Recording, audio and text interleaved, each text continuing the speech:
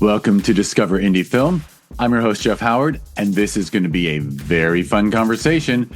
I've got Ramone Menon with me. Hey, Ramone. Hello, Jeff. How are you? I'm doing well. For those who, you probably don't know this, but if you go back to episode 318 of the Discover Indie Film podcast, Ramone was on Discover Indie Film in November of 2022 for his film The Pay, which took home awards at the Sherman Oaks Film Festival in 2021. He is a returning champion. You are back on the podcast because you came back to the Sherman Oaks Film Festival last year in 2023 with a new short. And the title is My Scary Indian Wedding. And you walked home with awards again, Outstanding Short Film Horror, and a new award. We actually adjusted the awards we give. You also won Outstanding Creativity Horror Film. Because I'll just share, not many, you're the first person to hear this, but with our jury, the jury said to me, can we just use the built-in categories that are built into Film Freeway? And that shows like writing, directing, production design, creativity. And I'm like, sure, we can use those categories. And so now we give an award for best creativity. And that was you, outstandingly creative. Thank you. I really appreciate you and the jury for giving us that award. I don't know for what movie you were watching, but I'll take it. It's true. Our most of our dynamic in podcasts and conversations, with or without microphones, is you sardonically criticize yourself and your own work. And I tell you, it's brilliant, and you kick serious motherfucking ass. I had to get in the first curse of the podcast. Yeah, and then you unfortunately set it off now, and here it fucking goes. Here it fucking goes. Well, this has the explicit warning inside all the podcast delivery systems. What are they called? Podcatchers, whatever. But so we can curse. Yeah, this is the reason I like to come back, especially to come see you, Jeff, because you allow all this shit talking, and you know we encourage it. Q&A too. Like the most fun Q&As are at Sherman Oaks. Well, your Q&A at Sherman Oaks was in 2021 was so fun because, of course, actually all our theaters do serve alcohol. The new one does too. The new theater, which you haven't gotten to see in person yet, on every seat for every seat is a leather recliner, powered leather recliner, and there's a little QR code that you scan with your phone, and you can order food or beverage brought to your seat. It's one of those. Wow, it's like the Alamo Draft House. Nice. Exactly. Nice. Only that's exactly what it's like. And so you can get your scotch and so I'm sorry, your whiskey. And my whiskey soda, my black whiskey soda. Yeah, I have a friend who loves whiskey ginger. Use ginger ale. Yeah, no, brown man just stick to straight up brown liquor with a little bit of soda. With brown soda. Yeah, I mean, if there was brown soda, I'd have it, but unfortunately, there's only white soda. So. Oh right. So you're just doing soda water, or sometimes whiskey soda. Exactly. Yeah, but you know what? Excellent strategy, because I know the carbonation in that soda water makes our bodies absorb the alcohol a little quicker.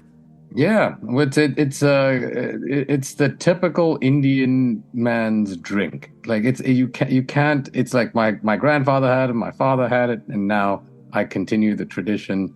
And let's see how far this keeps going. That's one of the reasons why I have a soft spot for Scotch whiskey, because my grandfather was a Chivas Regal guy.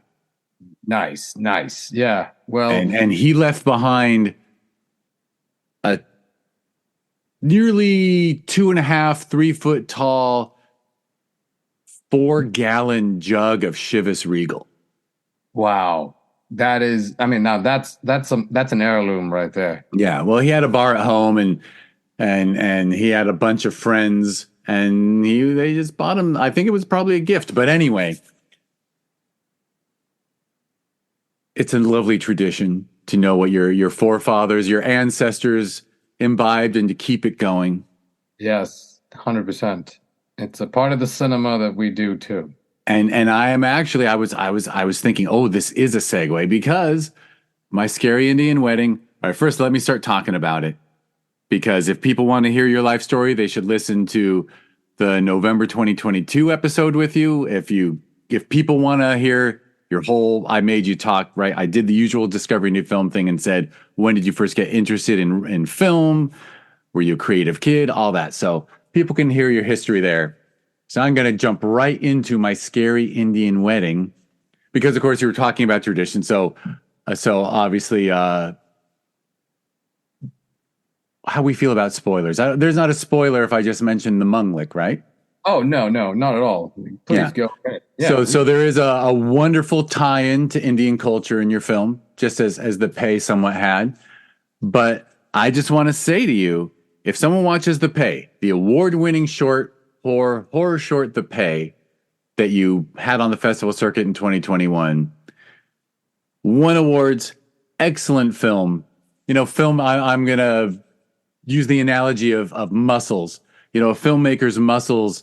There's the script, there's the production design, there's the acting, there's the sound, there's VFX, and I feel completely confident saying that every single one of your muscles was stronger 2 years later. That as much as I adore The Pay, my scary Indian wedding, you were just flexing your filmmaker muscles, and in every way, every aspect of it is an improvement. Thank you for saying that. Yeah, I mean that's what you want to hear every time. If not the same, just a little bit better at least. It's horrible to regress, so I'm glad that this one, at least for the most part, most people say it's not a regression, so that's a win for us. And I assume most people would, I mean, obviously, you learned a lot, right? Mhm. Every film you make, you learn, and you're applying what you learned to the next one. So, I Yep. mean, one of the strengths of The Pay is the visual effects and how you worked in modern technology and the way, small screens and things affect our lives. But in my scary Indian wedding, you take it up a notch. Yeah, I mean the thing is, we when we made the pay, we did it during like the height of COVID, and so we wanted to keep everything a little bit more like restricted. We had one character, one monster, so everything was a little bit more distanced, and literally you could tell in the design of the movie it was very, very locked off, or very minimal camera movement, not particularly my kind of style, totally, but we were trying something new with the whole motion graphics part of it, with the social media aspect. So that is something that I was like, now I wanted to change completely with the with My Scary Indian Wedding, and be like, now we're gonna go full on balls in your face, Evil Dead, drag me to hell, but still manage to keep the motion graphics aspect of it, because something that I'm really interested in is tech horror, and I want to bring that style and try to keep improving it, because I feel like so much of our lives that we live right now is so intertwined with technology, and I'm like, horror is something that always speaks to the time that it's in, whether you're talking about Night of the Living Dead or like you're talking about Texas Chainsaw Massacre or anything. They always kind of feed into the time somehow, and the way I want to feed into this time is through use of how technology and the supernatural work together and goes. And, it's like just cutting loose on that whole aspect of things. And that at the screenplay level, at the writing level, you are, and I didn't even say, I just keep calling you filmmaker, but I mean, in this case, I mean, you are writer, producer, and director.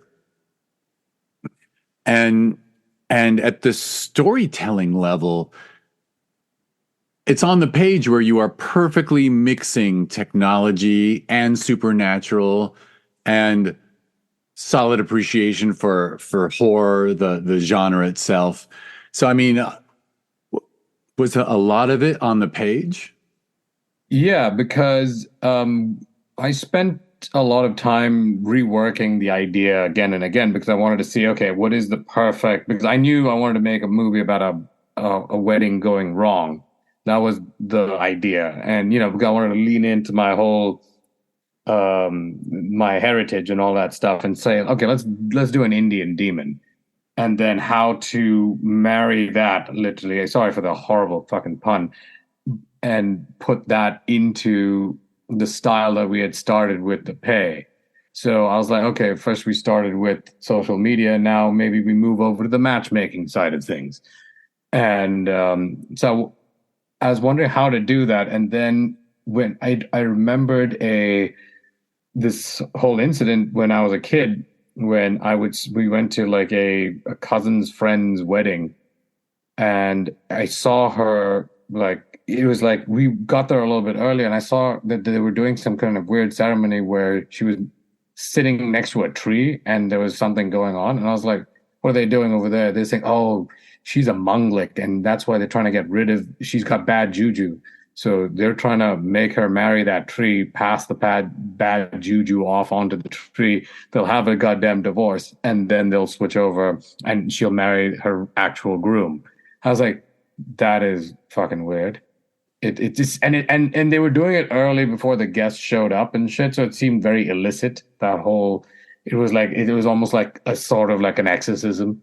It looked like that. I mean, it was still a wedding of some kind, but it looked more, it came off to me as or more exorcism vibes. And I was like, it stuck with me.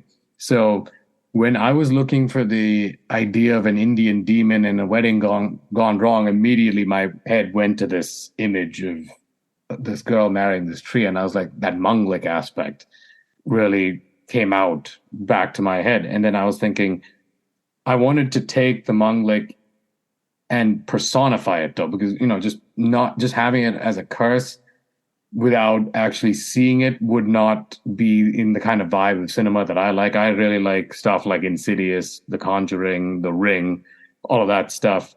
So I wanted to personify that curse. So I said, I'm going to create my demon again. And like I did it with the pay, and we created another demon on that. So I thought, I'm going to create a demon called a manglik and have it come after you and still talk about this aspect, the social stigma that exists in India, where like certain women are considered bad luck because they're born at a certain day at a certain time. And that honestly has affected like their relationships, their chances of getting married. And then they have to do all this kind of ridiculous stuff as well to rid themselves of the curse, so to speak. So I thought that would be a fun but interesting way of tying those two things together. Do an Indian demon horror movie while still dealing with something that actually exists as a social stigma in India. For sure. And that extrapolates wonderfully to any culture, right? Because especially the way you tell it, you don't require people to have any of that information. It makes it clear right away. And just super compelling, I have to admit. And so the idea came from seeing that. And by the way, I think you're absolutely right. Like that was essentially an exorcism. They were exorcising a demon from her by having her wed the tree and then divorce the tree. Yeah. I'm not making fun of it, by the way, because every culture, I mean... You can make fun of it because I think it's fucking ridiculous, but... well, I mean, I think it's fucking ridiculous to say that you put two of every animal on a boat. Yeah. I mean, exactly. I mean, we come from... I honestly think, like, it's ridiculous in one sense because of how much stigma there is to it and how much I've seen it play and kind of sometimes ruin people in ways that it shouldn't have. But I also respect the idea of, like, okay, that's the tradition. That's the way people thought at the time, or certain people think, and that's fine. I get it. But also that doesn't mean we cannot bring it up and question it.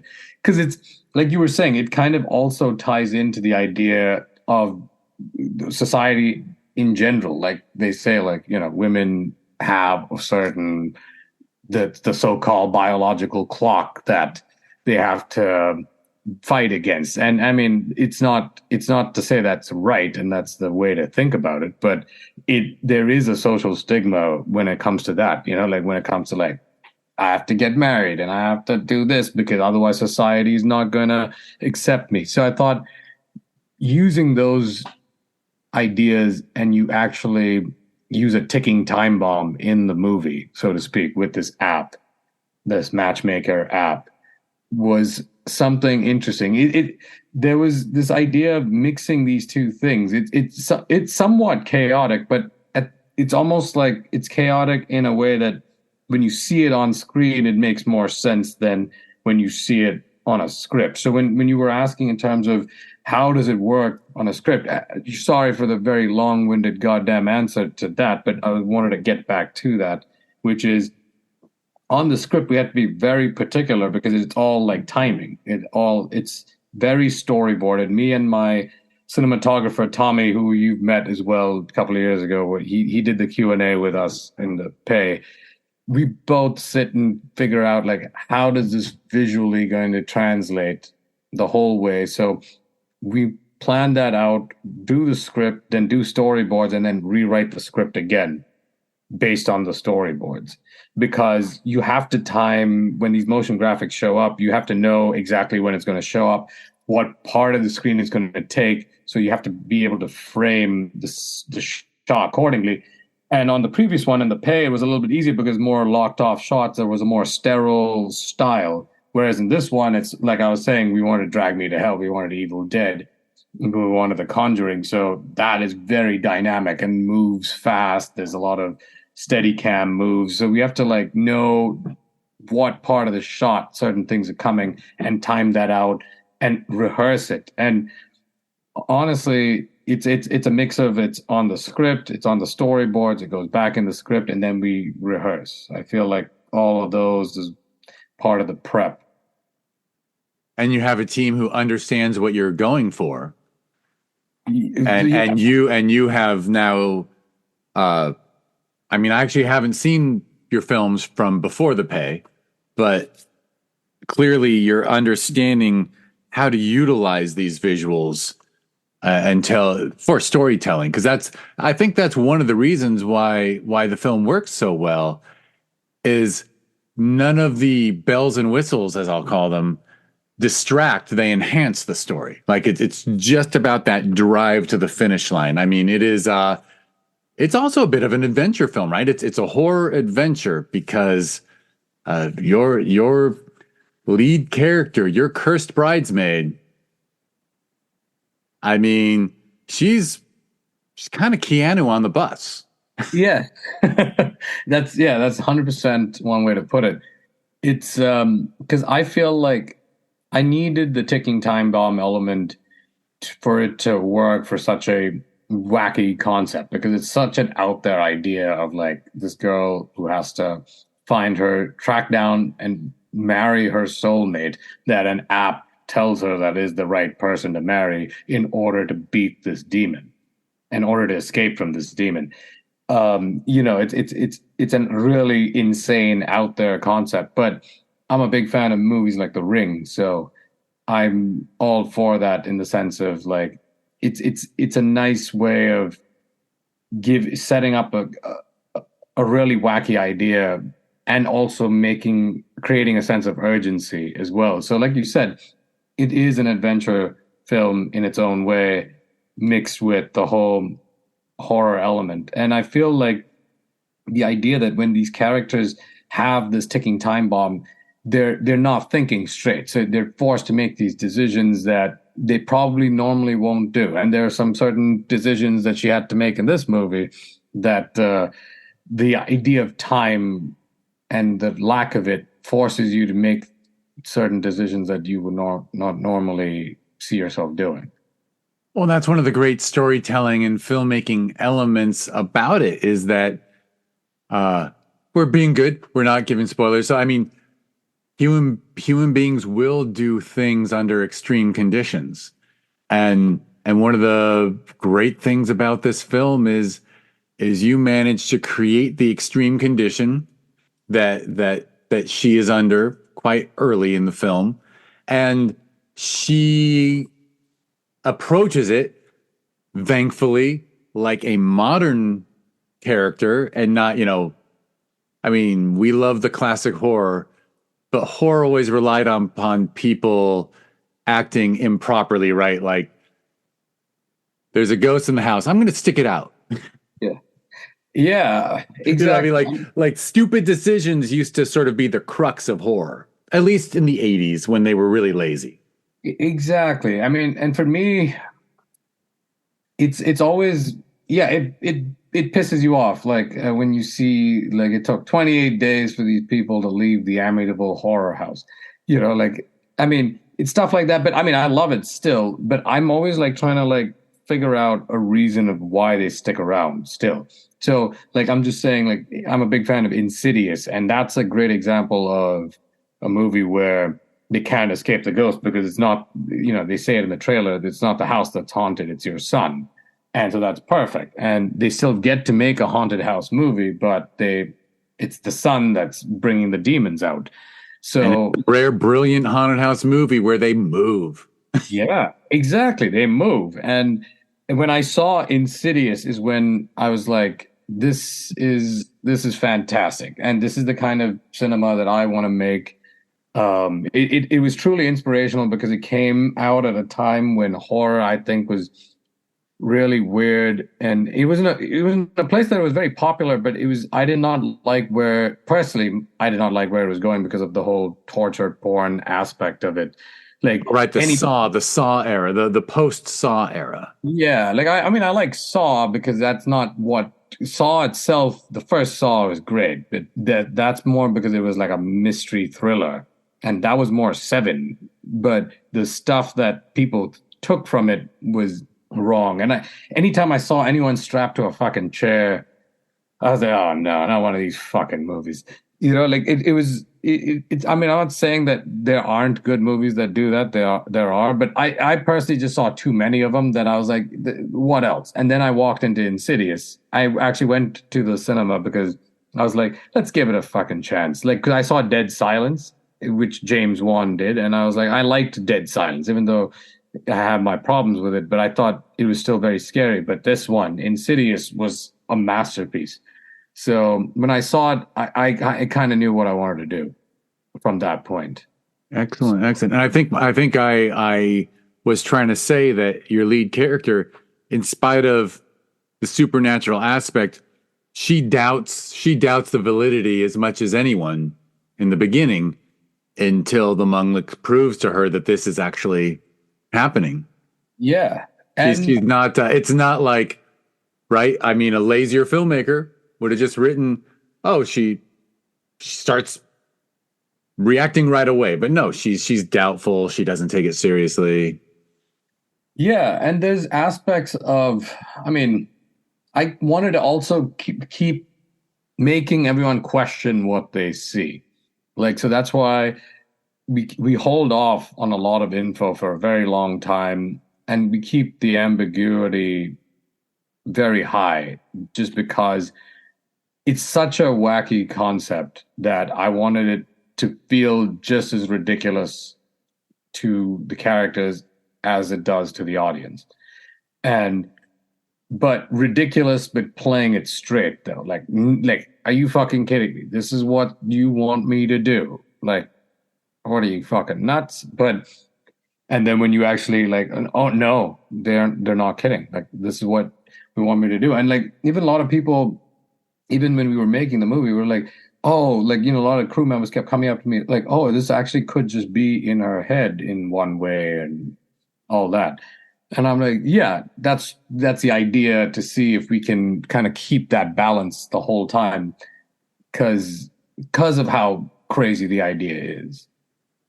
Yeah, yeah, and I guess we'll avoid the ending, but Sure. unless you're, yeah, we can avoid it because you're still on the festival circuit and everything. Sure. I mean, yeah. I mean, we can enter a spoiler-filled section of this at some point if you Up want. to you, up to you. But I was going to say that you certainly answer though all those. Is it real or is it Memorex? Yeah, that's for me. Those movies are. I love the unreliable narrator trope. like I'm a big fan of movies like The Usual Suspects, Sixth Sense, The Prestige.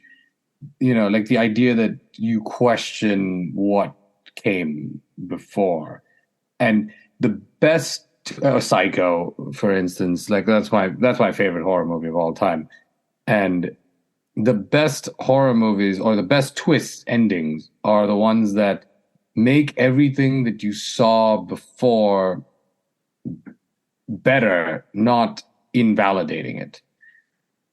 To me, there's that's why The Sixth Sense is the top twist of all time. And that's why Psycho is like right after it, and then The Prestige I feel is very similar. Whereas like I love The Usual Suspects for one. Like I absolutely love it. But the one trick that doesn't do that The Sixth Sense and all these other two did is that it sort of invalidates the whole thing before it. So you, in a way, I'm not saying it. I still think it's one of the best twist endings. I haven't seen it for so long, but I was gonna add to what you're saying, which is what you're saying is one of the a late twist reforming, revealing an unreliable narrator and reframing everything that came before. The amazing thing about films like that is it makes them better on repeat viewing, right? Because if it's done well, and one thing about cinema is you haven't seen a film till you've seen it twice, right? At least. I think so. I think the best ones make you see it twice, even if you hate a movie. I think if it makes you want to come back and watch it twice, like for instance, I feel that's what I was trying to do with this. How much we achieved that or not, I don't know, but I feel like I wanted people to question certain things, but not like question it like that. Oh, they fucked up, and that's why it's ambiguous. I wanted it to be more like the question it like, oh, it could have just been this as well. Like maybe she did this because she's fucking nuts and she's jealous, and that's why she pulled off all this stuff to kind of lead to this part. But there is one point where I do make it kind of clear of what's going on, but I keep it. The whole idea was to keep it ambiguous for as long as possible, and I feel like endings, like they're so important because a bad ending to a great movie can really just ruin that whole movie, no matter how good that movie is. So I honestly think you can get away with making a very, very average movie for like a good 80% of it. And then if your ending is just super solid, I think you can save the movie, technically. I'm not saying people should go do that, but... And I agree with you in the cinema, but now we're all jerks. We all watch stuff at home on TVs, on streaming services, and it's really easy to stop. Like even a VHS or a DVD, I'm dating myself by not saying a Blu-ray, but right, watching on streaming, it's a lot easier to quit early, right? And not stick it out to that end. I mean, the film that comes to mind is Saltburn. And with a really intense ending. I haven't seen it yet. Okay. But I heard there is something that happens. So maybe, so I can't speak to Saltburn. Right. But like, say for instance, I don't know if you saw this. There was a movie called Skinamarink that was like a horror movie on Shudder. So, I mean, there's these like you said, the idea that we can quit and then we miss out on something truly special because the filmmaker, the girl filmmaker took their own time building the world or whatever, because you also have to kind of let the story unfold. Like, I mean, the opening of Chinatown fucking takes forever before they get into how wacky it is. The opening of The Exorcism. Yeah. Yeah. But there's something about those films. There's a quality, right? In the beginning, there's still a quality to them that sort of traps the audience. I mean, I'm actually imagining, I haven't asked you the the $1 million question yet of is there a, because I know there's a feature version of The Pay in your mind. I don't know if Yes. there's a feature version of My Scary Indian Wedding in your mind. Yes, there is 100%. Like this was made as a proof of concept. I'm honestly a little bit more excited to do this before The Pay because I feel there's a lot more. It's a wilder story. The feature version is a way wilder story than I could come up with, like that for The Pay. And I feel like there's a lot of characters.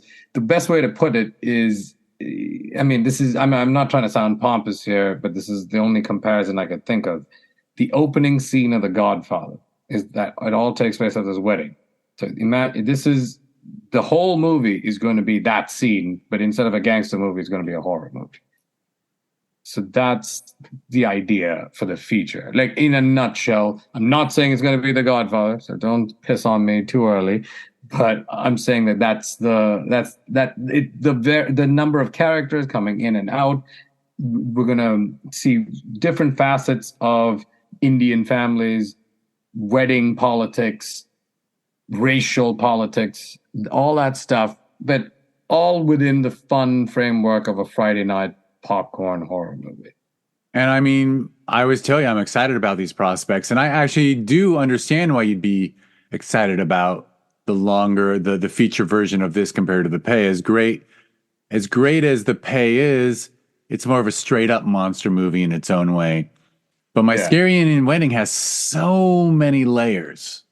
Just so many layers. In fact, you just mentioned the racial politics, and I mean, one of the things I love about it is it's really not an issue, right? Like I love it is a very modern perspective on a mixed culture wedding. Yeah, and like I enjoy that. Like how often have we seen that? We never get to see a white woman marrying an Indian man and just embracing the culture and not going, oh, this is weird. You know what I mean? yeah, exactly. No, and the thing is, it's a weird thing that is still very prevalent in the sense that I feel like there's almost a lot of reverse racism that exists in some of these places, and sometimes it's like the mixed race wedding in India can bring up those old wounds of the reverse racism too. It's all like bubbling under the surface, but it's not something that you want to put front and center, but you want to put it in there and have it just kind of linger and kind of haunt the whole proceedings without being talked about. And in this, even in the short, it's there. It's definitely there, but we didn't want to like be discussing that front and center. I mean, there's so much shit going on in this anyway that we're like, I mean, it's a dense short, and as always, I believe your instincts are excellent as far as running time, right? It's a tight 11.5 minute film, basically, right? And I can tell you, a lot of people have told that story at 17 minutes. I mean, that's an unfortunate problem that I have usually. Thank God, like I kind of curbed it a little bit for this, but I tend to overstuff the hell out of these short proof of concepts, and this one too. I do still believe that I did overstuff it a little bit. Like personally, I think it could be a little bit simpler. I could have removed certain aspects of it, but I feel like from the reactions we've been getting, a lot of people have been appreciating that side of it, the overstuffed, slightly overstuffed nature of it that keeps it pacey. Exactly, it's the pace. It's the pace. It's a bit of a. I mean, we call it an adventure. It's a roller coaster ride. It's all of that. It's got the pace. And I'm going to mention another thing to praise, which. And there's a bit of an inside joke on this comment with myself and other members of the selection jury, which is you can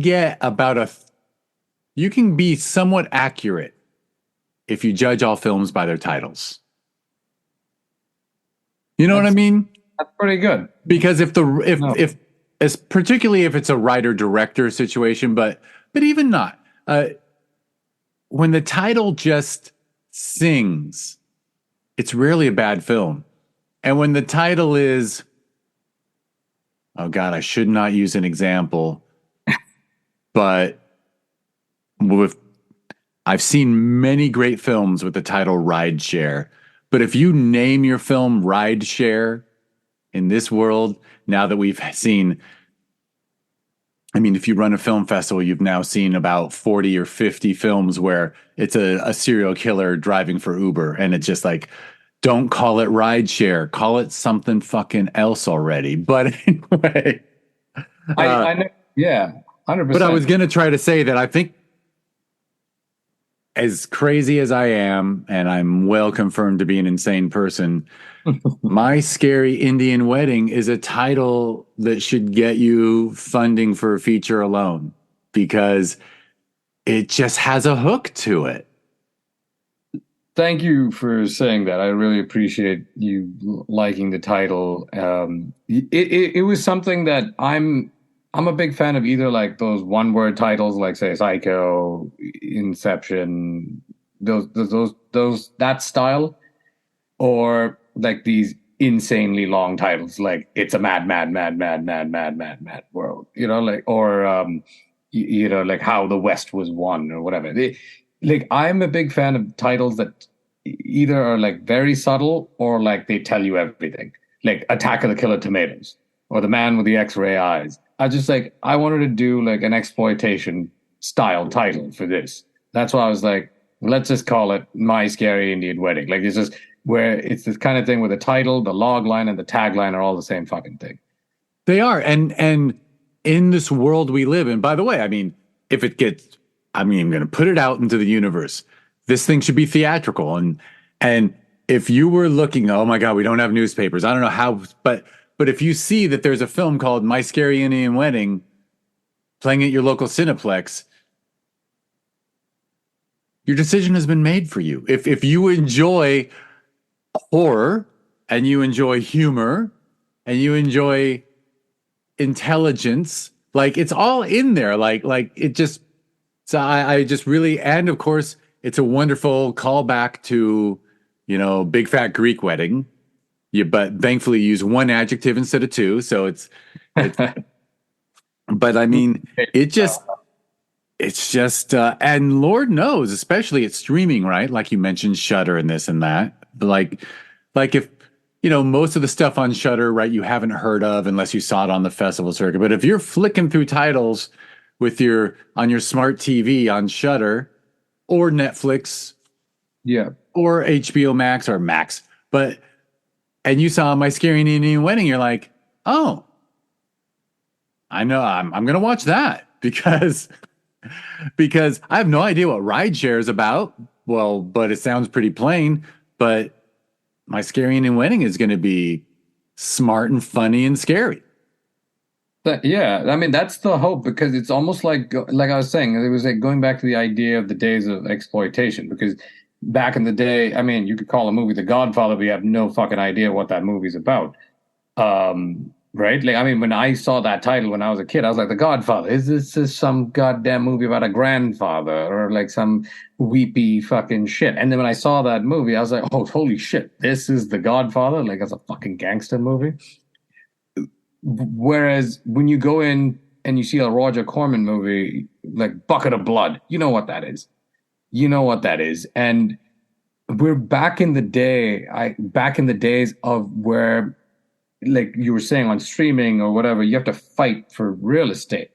You're competing against you're competing against like the Marvel stuff. You're competing against ride shares of the world. You're competing against all this shit, the British Bake Off, like all this crap. And I mean, crap meaning good stuff, but you want somehow with the, especially if you're in indie cinema, you want to somehow be able to push your title or your marketing front and center.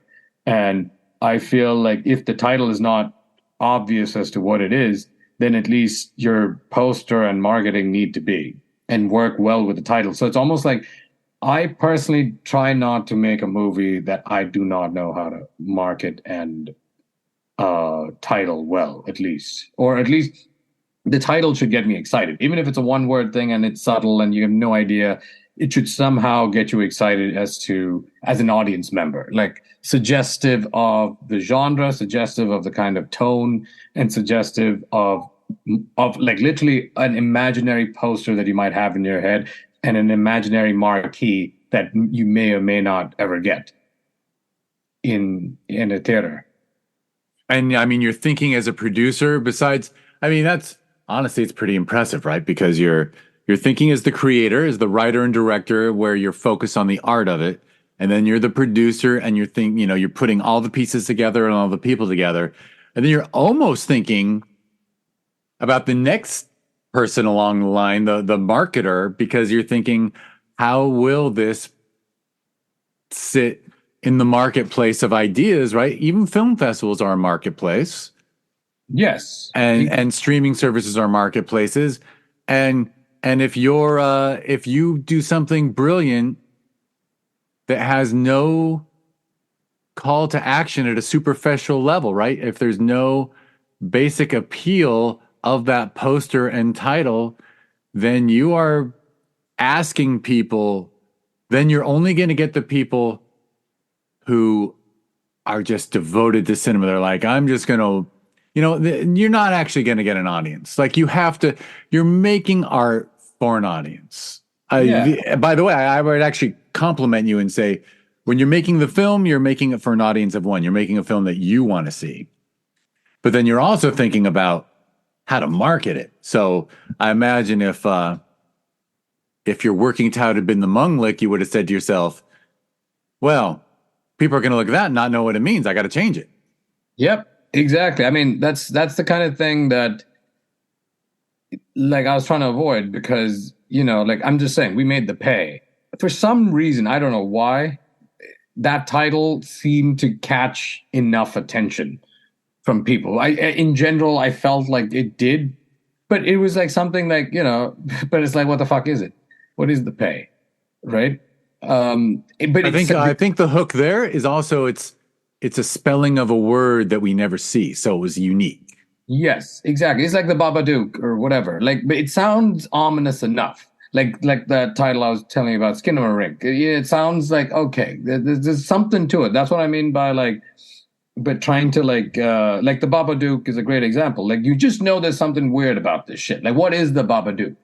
But if you just call the movie The Ghost, I mean, in one sense, you probably will get a certain audience for sure. But then on the other sense, it could also be like, where's the creativity here as well?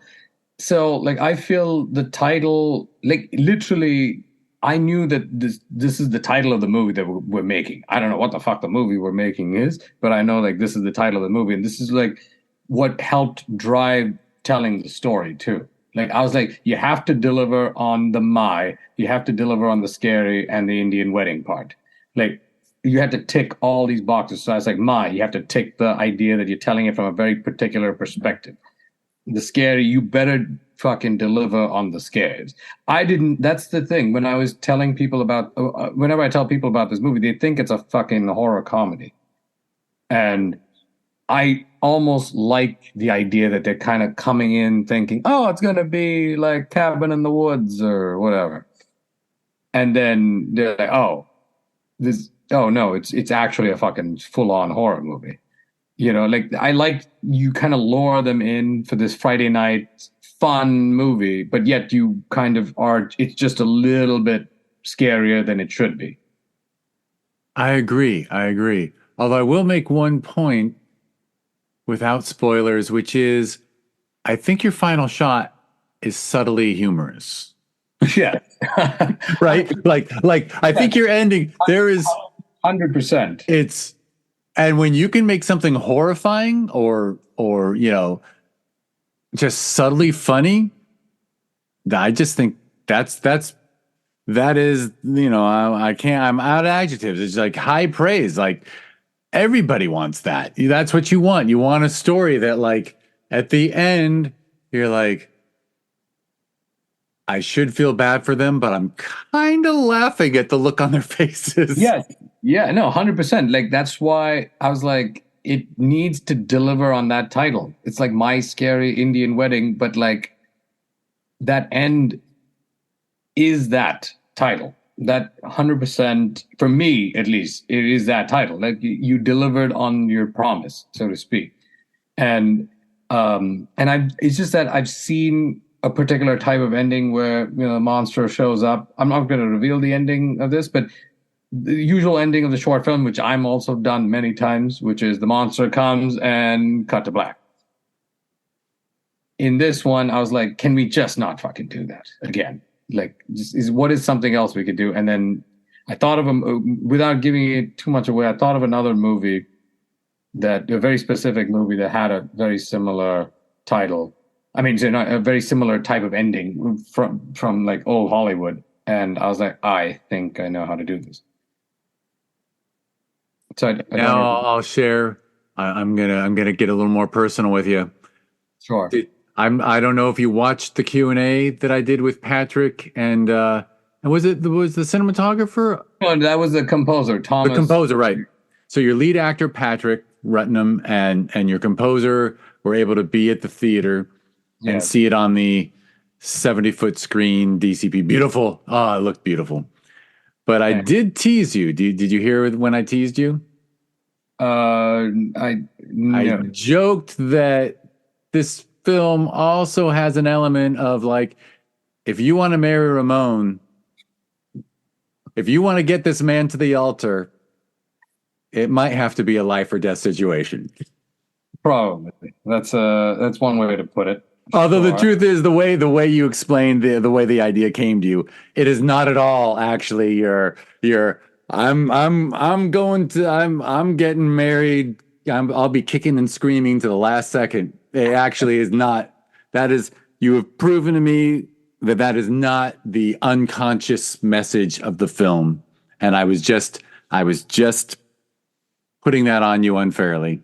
It's the funny thing is when there's a point of the movie where the guy in the movie, even after certain things have been revealed to him, even at that point when the girl is asking him the question, he's still looking for another way.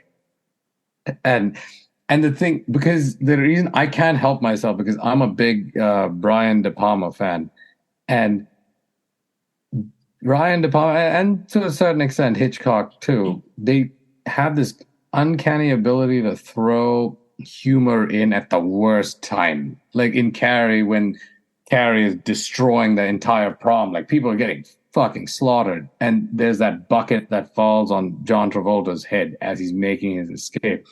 One of the great comedic timing moments of all time. And so whenever I'm writing this stuff, I'm always like, can we sneak that shit in there somehow? Like just at the worst possible time. And sometimes it works, sometimes it doesn't. Sometimes I kick myself in the theater for like, even though people are laughing and it works, I'm just like, fuck, did I really have to make it funny at that moment? Like, and on some screenings, you're like, oh, I'm so glad I made it funny at this moment. It just depends on the day, because honestly, I love movies like The Exorcist where it just doesn't relent. It's an unrelenting horror movie. But my natural style tends to be where I can't help throw some funny shit in there if I can figure it out. Absolutely. I mean, look, in the end, you're being true to yourself when you do that, because I mean, surely you do have a serious side, and it certainly takes a lot of seriousness to go from page to screen. But you have a great sense of humor, so it'd probably be to your deficit if you didn't let it creep into your work. And I wanna say another thing, which is something I do notice is, it's often an issue. All right, so my bias is 2 film festivals a year. The two added together get about 1,500 submissions a year. That's a lot of indie films to look at. I joke that I start 1,500 films a year. I don't finish 1,500 films a year, but I finish a lot of them. And sometimes the derivativeness wears you down as a viewer because you see the nods, but really you're not derivative. You do occasional salutes to things you've loved in classic cinema or even recent cinema. But, it's sort of like, I guess I'll mention Tarantino. Like it's a Tarantino thing. It's like he's just so well versed in the encyclopedia of cinema that when he does a salute to something, it's natural and intrinsic to his story. And it's just, here's a moment that, if someone has seen the same movie as me, they'll know I'm nicking something, but the truth is it just fits perfectly. And I mean, there's nothing in the two films of yours that I've seen that make me go, oh, he pulled that from here, he pulled that from there. But you have such an encyclopedic knowledge of horror specifically, but you're mentioning, hacks like Hitchcock and Coppola as well. So I mean, I guess the Coppola. Anyway, I was fun to call them hacks, but but yeah, you make it your own when you do a nod or you pull something from something you love. Yeah, I got in to make this stuff in general with the idea of being a very derivative prick about it because because the kind of filmmakers that I liked were always taking from somebody else. And I just enjoyed that very much. Like I was talking about Brian De Palma, like Dress to Kill is Psycho.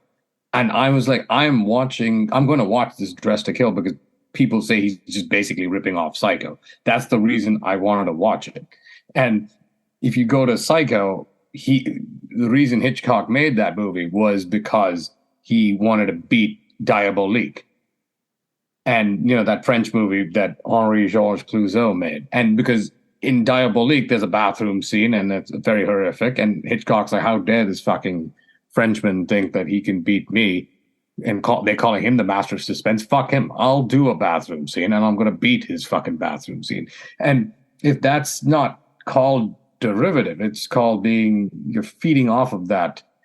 Yet it is somewhat derivative, but it's also in the best way. And I'm just like, now these two assholes trying to beat each other gave us two great movies by trying to beat out each other's style. And I feel that for me, that's more exciting than me trying to come up with something totally original that is like that doesn't pull from anything. Like I'm almost like I get more excited saying like there's a Manhunter reference in My Scary Indian Wedding. No one will know where the fuck it is, but I know 100% where like it's stuff like that. There's like there's a Nicholas Rogue reference in there, but I know it's like a direct.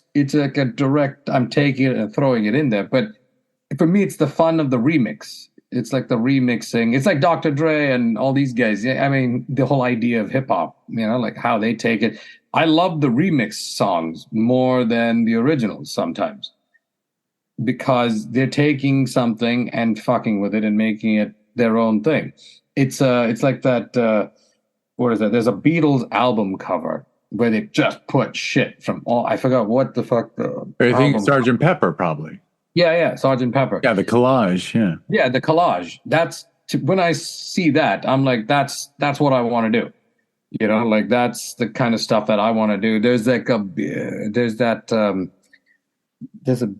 think it's the Beastie Boys. The Beastie Boys, they made a record that's like every fucking song is like it's got Paul's Boutique. Yeah, yeah. That record literally forced the music industry to figure out sampling royalties because they sampled the entire fucking thing. Yeah, exactly. And I love that shit. Like to me, that kind of thing is where my proclivities go towards. Like I would love to say I would want to be like an Antonioni or a Terrence Malick type, but I just know that first of all, I don't have the talent to do stuff like that. And second of all, that's not the stuff that would make me excited to make movies. Watching that stuff, I'm excited, but to make movies like that. I'd rather be like, did you see the Psycho 2 reference? Or like, like it's like an inside joke thing, and that's the kind of stuff like I'm giggling about, but all in a framework of something that looks original, but it's like it's not totally original. It just looks like that. Well, like I mean, originality is beautiful, but we are standing on the shoulders of giants, and now you've got my head spinning because I was quite the Nicholas Rogue fan back in the day, and I have no idea what your Nicholas Rogue reference is. And I have no idea. I was one of those assholes who walked around saying when Silence of the Lambs came out, I'm like, y'all should have seen Manhunter instead. Forget this over the top Hannibal. Look at the Hannibal, right? It was Brian Cox, wasn't it? Cox, yeah, Brian Cox was the first. I'm like, look, check out that. That was Michael Mann, right? Yep. Michael Mann. I mean, check out Manhunter. So now I'm like, I miss these references. See, so if you do it well, even if people are a fan, all you're doing is just using the language of cinema. Yeah, I mean, there's a Graduate reference in there too, and it's all. That's what I'm saying. Is we're like pulling from shit that's not specifically just horror, and like even the Nicholas Rogue, it's not from Don't Look Now. It's from something else. It's another Rogue. But the thing is, that's where it's fun for me. I'm the only asshole who fucking know this shit too, because in the sense like it's so buried in there and who the hell else would care enough to want to look into it? But for me, it's the fun part of like putting the collage together, so to speak. And it's not like, oh, I have to throw in this reference. I have to throw in this reference. It's more like as I'm writing it, has like you just remember something and you're like, oh, this is a perfect time for this guy and this guy. Yeah, so you're not forcing it in. It's just you're seeing a moment and you're like, yeah, and you're just directing it, Yeah, we got a very obvious Fincher reference in there, as you know, and it's that's the more hit the nail on the head kind of thing. But pardon the pun.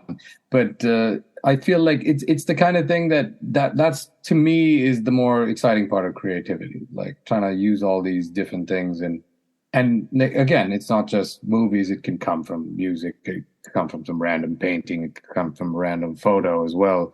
There's a lot of like the person we looked at a lot for this movie was Gregory Crewdson, in terms of the photographer. In terms of like, we wanted the colors to be really saturated, but we wanted it to be very contrasty at the same time. So like that kind of thing. Like me and my cinematographer Tommy, we basically co-write these things. Like the script for these things are absolute garbage. When you look at it, it's just like this is literally, we don't treat it like a holy document. We just treat it like, okay, it's literally like a little like scratched up notes on a blueprint to help us make the movie. The storyboards are more important to me than the script, I think. Because that's when it starts becoming visual for you? Yeah, exactly. For me, I personally like to treat these in my head, at least, more than the script. I personally treat it like comic books, like mangas and comic, or like graphic novels. I feel like it's more fun to think of it like that than, because for me, when I read the script, there are great scripts. I mean, if you read like Marty and Network and all that kind of shit, it's like, oh wow, look at this stuff! Like really jumps off the page. I was reading the Oppenheimer script. I was like, that's fucking amazing what he did with that. But me personally, I think of it like I'm more interested in the comic book, the storyboards, like that whole approach. To me, that's where the real important document is. I mean, that's actually one of the things that blew my mind. When I got to college, was when the graphic novel was actually having its heyday, and The Dark Knight Returns, and a few other key Ronin and this and that, and I had been into film, and as soon as when I saw my first graphic novel, I was like, well, this is storyboarding. I never really, because I hadn't been exposed to comics as a kid, so I didn't grow up on comics. So then I learned in college. I'm like, No wonder comic books make such great movies. They're already storyboarded. Yeah, exactly. And it's great. And yet it's different in its own way. Yet you can still. It's not like I'm saying that it needs to be like necessarily like there's the comic book From Hell, the Alan Moore one. I mean, totally different comic book, totally different movie. I mean, I love both of them for very different reasons. I think that movie is like one of the most inspirational movies. The Hughes brothers made it with Johnny Depp, and the comic book is a totally different beast altogether. The comic book's told from the perspective of Jack the Ripper and the inspector, two totally different perspectives, and the movie is just the inspector. But that comic book just showed me like, oh wow, it's a totally different language altogether. This cannot be this movie. There's no way. There's certain comic books that are very easy to translate, like the Sin City stuff that Frank Miller did. But the ones that recently that I've seen, like I'm totally inspired by, is Junji Ito, the Japanese manga artist. This guy is doing scares on the page, and I'm like, you cannot translate that into cinema, but it's definitely inspires you to be like, okay, how would I translate this in a totally different way? And it's a skill that I'm still learning and want to keep learning, because I feel like that guy's a master in terms of scaring you on the page. You do the page flip and you're like, what the fuck is this? And it's like a double page.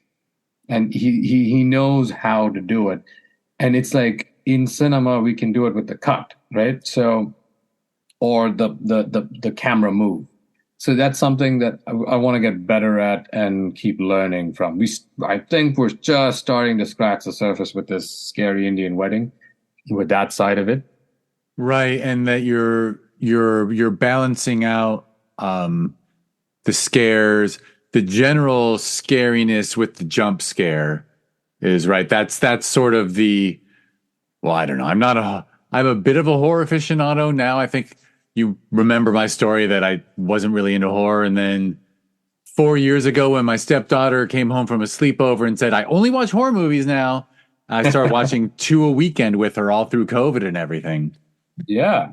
So I've really learned the breadth and brilliance of horror, and seen all the what's new, because clearly, look, I was a kid of the 80s, and after a brilliant start, right after Halloween and Friday the 13th and Nightmare on Elm Street, it was like, okay, there's a lot of potential for horror to have a renaissance, and then it just turned into a slasher. Like it just they took what they thought was the commercial success, the cause for commercial success, and just did it. And so, it got boring. Yeah, yeah. Like honestly, there's very few movies. I mean, there's The Changeling, but I don't know if that's a 70s or 80s movie. But yeah, like I can't think of too many. There's some cool ones here and there, but like nothing like that. Like especially the foreign ones were pretty good. There was like Angst and stuff. That was great. But 80s and 90s, yeah, even the 90s, like other than Scream, in terms of like horror movies, I'm not, and The Sixth Sense and The Blair Witch at the end, all that shit. In 1999, there was a great period. But then again in the 2000s, it was crappy. But then I think it just, once this Insidious hit, I think it just picked up. I think Insidious is the start. Everyone says Paranormal Activity, but I really think it's Insidious. Insidious is the one that just showed people like movies can be scary again, like actually physically scary. And well made, well told, involving stories, involving, Lord knows that I can promise you there were movie executives in the 80s and 90s who said, people don't care who the characters are, just start killing them. It just has to be good deaths. Give me, I mean, it might have had a decent hook as a story, Final Destination, but the truth is, it was just death porn. It was just, how are we going to kill people in a way they haven't seen someone killed before? Exactly. And for me, the best version of Final Destination was already done years ago with The Omen. Like The Omen that's that story. Final Destination just does it without the kid and all that shit. but I think the kid and the devil and all that makes it more fun. The Omen is one of my favorites, and I feel like when you were talking about the scares, I personally am a fan of the jump scare. Like I feel, I don't know, maybe it's growing up in India or whatever. It's like literally the bang for your buck. There could be a movie that's pretty crappy, but if it had like two or three good scares, like actual proper scares, not when the fucking cat jumps out or not some shit with some friend at the window. I'm talking about the actual, like, they got us with the monster or the ghost or whatever. I feel that to me is way more skillful than doing a great character driven horror movie that never gets scary. You know, like I feel like there's a delicate balance. Like Hereditary, I think, did that well. I still have some problems with Hereditary, but it's still excellent where there's character, there's the scares, it ticks the boxes where you're happy. And then there's certain horror movies, I don't want to mention it because I might fucking run into some of these people someday. But recently, where it's the part of this elevated horror shit. And I'm like looking at this and I'm like, what the fuck? You know, like me and my composer and a friend of ours went to watch this particular movie that played at Sundance and played all these big festivals and everyone was praising and all that. And we saw it and we were like, what the fuck was that? Has nothing. Like zero. What's the praise for? The drone, the sound of the drone that you had playing the whole fucking time? Or was it the tone? I'm like, anybody can do that shit after a while, you know. Like when people are like, "Oh, it had a ominous tone," yeah, but what else are you going to do with that tone? So I kind of can criticize some of the movies that have only jump scares and then can get irritating, but I also get irritated with the opposite side where it's all this high art shit and it doesn't deliver on the basic nature of being a horror movie. It's true. Those need to, if they don't deliver on what a horror film needs, and like, so one I loved in a way and was Saint Maud. Yes. Because that ending worked for me. Yeah, that punches you. But if it's a slow creep for 90 minutes and then it's over without even just a non-horror ending, but if you just wrap that story up in a way that works, whether it's horror or not. But sometimes they've gotten a little lazy. Well, also there's streaming services that realize, oh, we'll just put anything up. It feels that way. Yeah, no, but it's also, I feel like there's the something about it bothers me is with the critics. I feel like there are certain movies that get very high Rotten Tomatoes scores, like, and these thrillless thrillers and these scareless horror movies. And I don't know what happened. I feel like we're living in an age where there's a lot more toxic positivity going on in terms of the reviews of certain movies. And then certain movies that are actually fucking great get shat on. There was a movie called The Night House that was outstanding, that with Rebecca Hall in it. I think it's probably one of the greatest horror movies of the last 20 years. Doesn't get enough praise. And that's a movie that does the scares, it does the character, does the art of it. And it deserved to be like up there in the pantheon of great horror movies. Whereas then I've seen some other ones that get all this praise and you're like, how? You know, it doesn't make any sense. But like I was saying, I just lean towards the James Wan side of things. I think he's an absolute master. Like, I think he's one of the greatest directors of all time because he's actually directing the audience. The timing of the shots, the timing of the edits, the movement of the camera. It's like a magic trick that he's pulling the whole time. And these sequences are not like quick, like scare sequences and oh, boom, and scare. It's sustaining. It goes on for like 7-8 minutes. And you're like, who is this guy? When I first saw how he was pulling this off, I was like, this is like masterful stuff. And everyone wants to try that, but it's one of the most difficult things to do. So I think when people talk shit about jump scares, I think they're just talking shit about like bad jump scares.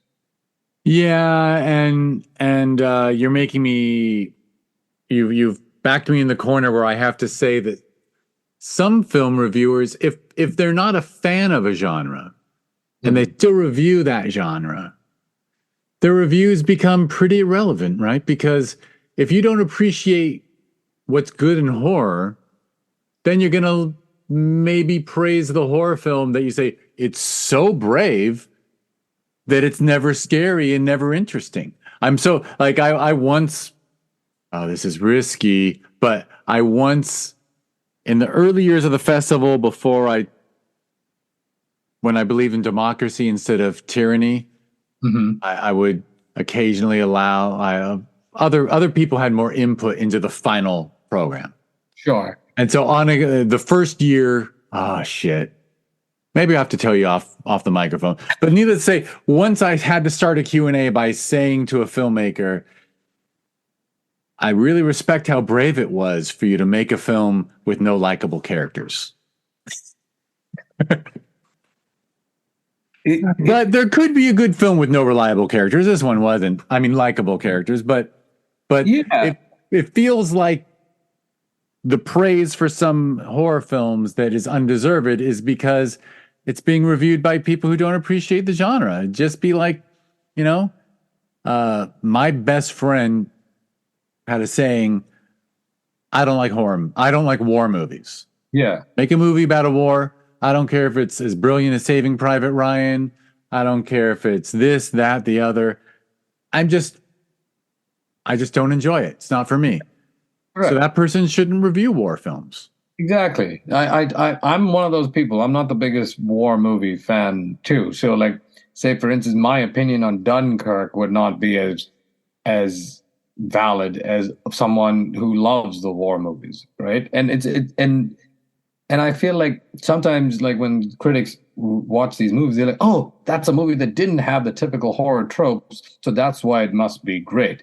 And I'm like, "No, it's just boring." Like after a while, so that side of it is weird. Like, say for instance, there's a movie called The Lighthouse, which is a horror movie in spirit, in all the ways, and but it doesn't have the so-called typical scares and stuff. But the way they do the movie does not make you believe at the end that oh, this is a typical horror movie, and I like it for that. He was bold enough to say like it's okay. I made a movie that was called The Witch, and that was a full-on horror movie, but I'm going to do something totally different. And you might have come in here thinking it's a horror movie, but this one is like told totally differently. When you do it like that and you kind of make it clear that it's not the most typical horror movie, I think then it's fine. You know, like because I really liked The Lighthouse. A lot of people have problems with it, but I think it's a masterpiece of its own kind. But it's these thrillless and scareless horror movies that I feel sometimes get too much praise. But yeah, I mean, but I still feel like we're living in a golden age of horror, regardless of all of that. I hear you. I hear you. All right. Well, back to scary Indian wedding. Might as well push you back on because Lord knows that we can shoot the shit about film and horror and just film in general for a while. But Yeah. so are you devoting like 17% of the back of your mind to how to get it made as a feature, or is the feature script already all worked out? Are you working on that level? So I've got the feature script, but I'm still reworking it because I will rework these scripts until we shoot. Like that's just the way I always want to see how do we just make it better. So I've got the version that I feel like I'm happy with, but I know I will keep developing it. But at the same time, I also want I'm prepping another film that I'm going to be doing soon because I just while getting ready for the feature, I also like to keep filming just so that learn more tricks. You can never stop learning, honestly, with this, especially with the kind of stuff that I want to do. I feel like I need to learn more tricks that I can employ and throw that towards the feature. So yeah, I would say the feature is super important, but I'm also doing another project in the same time just to help with the feature in terms of help with the style and the storytelling. That's something I want to experiment with this new movie that will inform the future of My Scary Indian Wedding. Right. I mean, to go back to my really borderline worthless metaphor analogy, is you're going to the gym, you're going to the filmmaker's gym and working out those muscles, because the more you work them out, the more you can put them to use in the next one. Exactly. It's a very expensive gym, but it depends on which part of town you're going to as well. You can work out you can do your filmmaker workout with a camcorder, your iPhone too. Like do like test shoots. That could be little short films. Like David Sandberg does these amazing short films with him and his wife.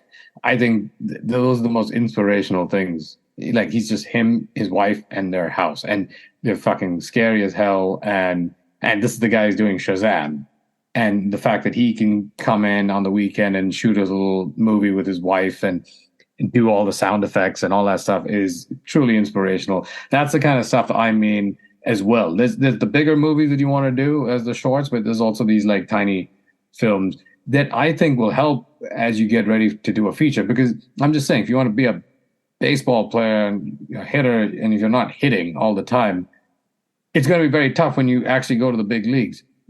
For me, one of the scariest things is going and shooting a feature, but not having shot anything for about 6 to 8 months before that. Because then you're trying to like do the warm up as you're doing probably a very, very, very important project. And that's not an ideal situation to be showing up in. You'd rather shoot a movie in a warehouse with your friends over the weekend, like a couple of weeks or months right before shooting your feature, because that way you're getting used to the idea of telling them, giving instructions, clear instructions, because that's the other thing, the whole communication part of filmmaking that you want to do. It's really important leading into it. So yeah, to answer your question, yes, I'm 100% be prepping for My Scary Indian Wedding, the feature, but I'm doing it alongside these other projects as well.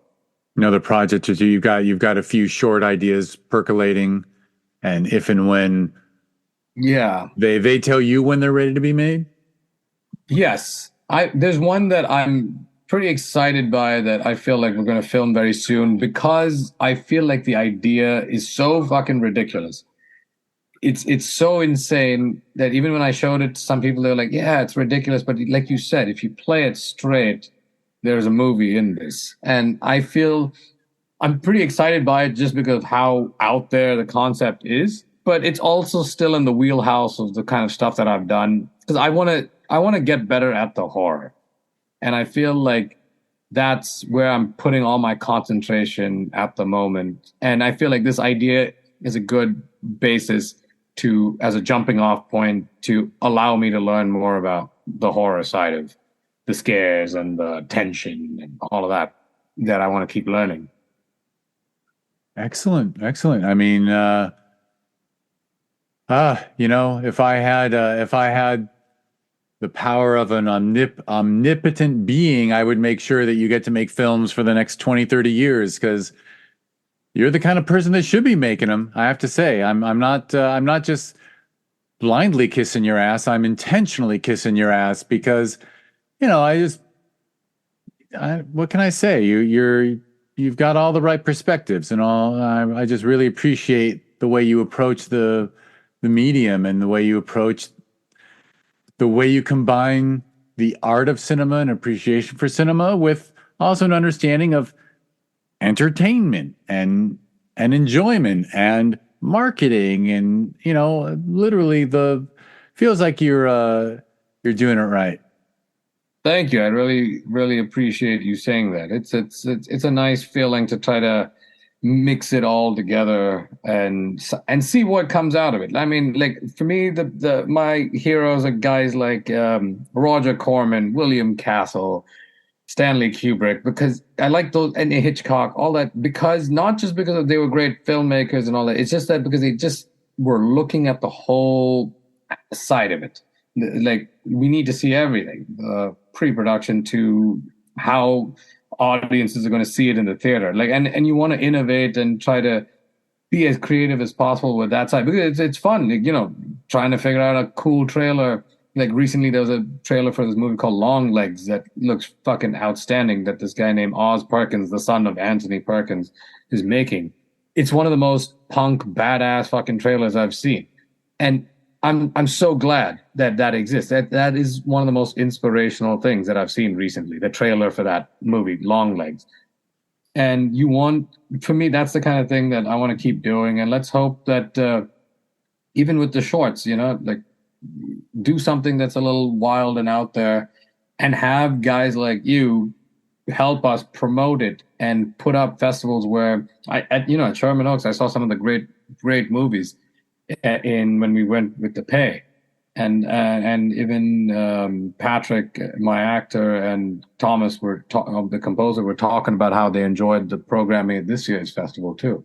So you guys play a big part of that as well in helping us figure out how wild we can get with it, but also how to also keep our feet on the ground to make sure people watch the shit too.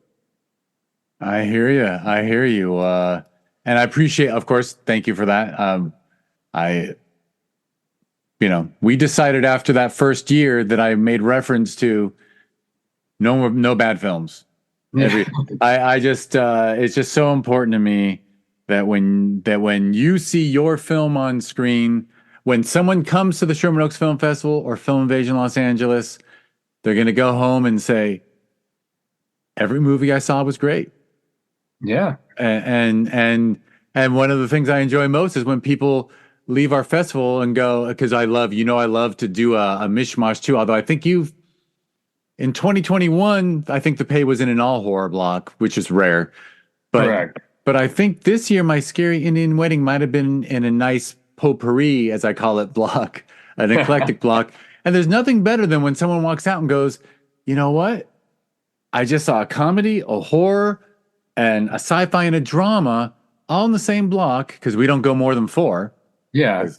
And I'm not a horror person, but the horror film was my favorite. Like I just love getting that kind of but I mean it just shows that if people are forced to watch things they don't normally watch, they find out that maybe they should be a little more open-minded. But anyway, quality is job one. No, and I think it's great. It's like there's that show called Robot Chicken that I used to watch, where they just switched the channels and like just something different would pop up. And I love that style of like programming as well. Of course, I love when you just do genre stuff as well. But I like the idea that you have no fucking clue what you're going to see next. Like you could have no idea. And it could piss people off at some points, but I think it's exciting if you like movies in general, it's exciting to be watching a black and white fucking silent film, and then the next one is My Scary Indian Wedding. You're like, that was a very exciting trip that I went on, saw this cool silent black and white movie, and then they went and did this fucking exploitative horror movie that came right after it. And it's a nice way. I mean, for me personally, because I'm just a cinema fan in general, I like that kind of combo. Yeah. Excellent. All right. Well, I guess we should wrap it up. I think we've subjected this very lucky audience to nearly a 90-minute chat. Yeah, I'm sorry for. No, don't apologize. I love. I'm glutton for it. And I guess last time you had shared when you did this podcast 2 years ago. 2 years ago that people should just follow you on Instagram at Ramone Menon, which I can just make a clickable link. Sure, yeah. I kind of try to keep it web page or anything people should know about, or no, I try to keep it there because I realized like when I had all the different accounts, I was just not really keeping up with it. One place, Instagram. Maybe one day a TikTok will show up. You never know. But for now, an Instagram is where I'm at. For real. And Lord knows websites, like you put up a website and then you don't think about it for a year or two. And then someone visits your website and like there's nothing new for 2 years and everything you care about isn't on there yet. And it is an antiquated it's almost like a time capsule, really. Yeah, I mean, it's tough. I mean, some people are really good at keeping up with that stuff. I'm not. So that's why I choose the Instagram, because I'm like, okay, it's a visual medium. I'm just going to throw something visual on there and give a little bit of information if I can. And let's hope it keeps it relevant. Absolutely. All right. Well, I will make that a clickable link in the show notes. And now everyone gets to enjoy my final spiel / ramble / whatever. I'm going to try to say this as quickly as possible because, it almost bores me to say all this, but I need to. Thank you, everyone, for watching. Ramone and I didn't even introduce this as we're on Zoom. And I don't think we ever spoke over each other, but there's a micro delay in Zoom that doesn't affect us while we're talking. And then if I go back and listen to it, I'm like, oh, there's a little overlap in our words because it turns out technology isn't perfect. So anyway, if Ramone or I spoke over each other, I swear to God, we didn't do it in person or we didn't do it in the moment. It's just, blame the Zoom Corporation and the multi-billion dollars they have thanks to COVID. But anyway, thank you for listening to the Discover Indie Film podcast. If you want to learn more about this podcast or the Amazon TV series that was born from it that is of the same name, just go to discoverindiefilm.com. On social media, it's always at DIFwins. I did mention that TV series. If you go to Amazon Prime Video and type in Discover Indie Film in the search field, amusingly, you type in Discover, IND, and you see Discover India and Discover Indie Film. As soon as you do the E in Indie, you got it. But it is funny. There's a program called Discover India that comes up first. Oh, I know. I'm aware of it. Are you aware of it? And so that's the Discover. Oh, and if you want to be nice, like and subscribe to the podcast and give it 5 stars if you see it anywhere. Give that TV series 5 stars on Amazon Prime. And we talked about the Sherman Oaks Film Festival that has hosted 2 of Ramone's films over the last 3 years. Just learn about it by going to ShermanOaksFF.com, and it's at ShermanOaksFF on social media. Film Invasion Los Angeles is its sister festival. We hold that one every June. You can learn about it at FilmInvasionLA.com, and it's at FilmInvasionLA on social media. I'll not humble brag, I'll bragging brag that both festivals are in the top 100 best rated on Film Freeway, which is the only submission platform left in this world. So the filmmakers have spoken, and Sherman Oaks Film Festival and Film Invasion Los Angeles are 2 of the top 100 in the world out of 12,000. And I'm the festival runner of both, so go figure. I go to sleep at night happy about that and miserable about everything else in my life. But anyway, just kidding. And the last thing I'll mention is go to watchtvhi.com. TVHi is a smart TV app that's on, what is it on? It's on Roku, Amazon Fire TV, Apple TV, Android TV. It's on your iPhone and iPad. It's on Android mobile. And TVHi is a great streaming service filled entirely with indie films and some classic cinema and some stand-up comedy. And it's my, I just can't help it. I see so many great things on the festival circuit, and I'm frustrated with the lack of distribution that people get.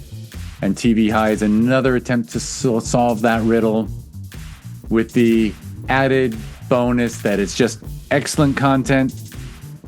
And if you happen to be stoned, it's even better. But it's good even if you're sober. But it's called TVHi because watchtvhi.com. There. I've said my piece. And Ramone, thank you as always.